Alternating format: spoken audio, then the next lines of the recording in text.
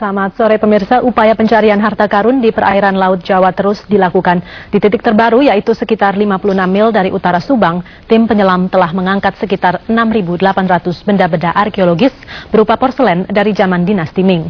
Upaya pengangkatan benda-benda arkeologis telah dilakukan selama sebulan oleh PT Komeksindo, diawasi oleh Departemen Kelautan dan Perikanan.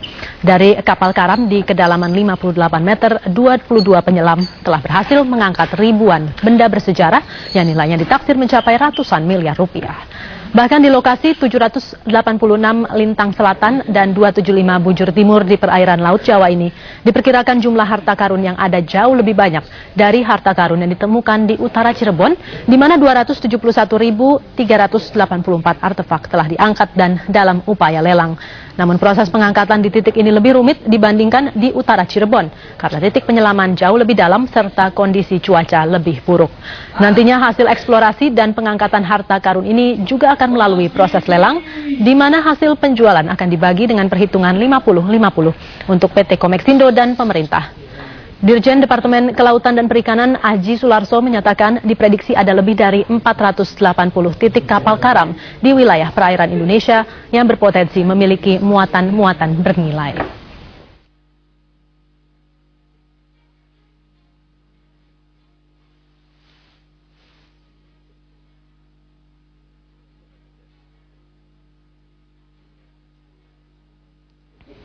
Bagaimana persisnya upaya pencarian harta karun dilakukan? Berikut laporan reporter Mariska Prudence dan juru kamera Kristo Hantarikso.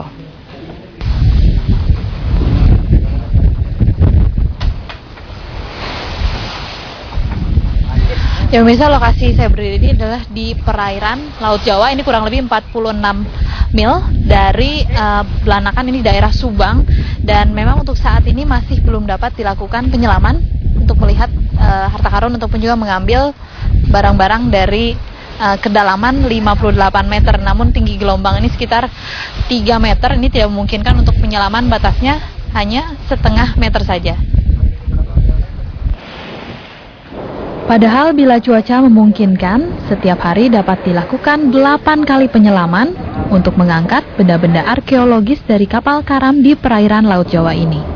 Namun, penyelaman tidak dapat dilakukan dengan cara biasa. Atau digantung? Digantung.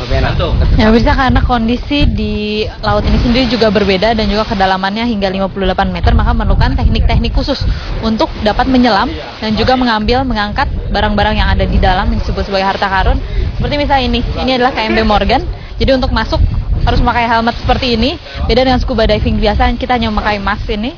Dan juga udaranya juga langsung dari kompresor, bukan berupa dari regulator biasa. Nanti untuk masuk juga si penyelam ini akan masuk ke sini. Dan nanti akan diatur pelan-pelan bagaimana kedalaman dan juga pergerakan pada saat di dalam air untuk mengambil, melakukan pengangkatan kemudian. Penyelam dengan peralatan dan teknis khusus juga hanya dapat menyelam selama 20 menit. Ini karena di kedalaman 58 meter, tekanan jauh lebih tinggi dan dapat menimbulkan efek dekompresi negatif bagi penyelam. Sudah sekitar 1 bulan, upaya pengangkatan benda-benda arkeologis dari kapal karam dilakukan oleh PT Komeksindo dan juga Departemen Kelautan Perikanan.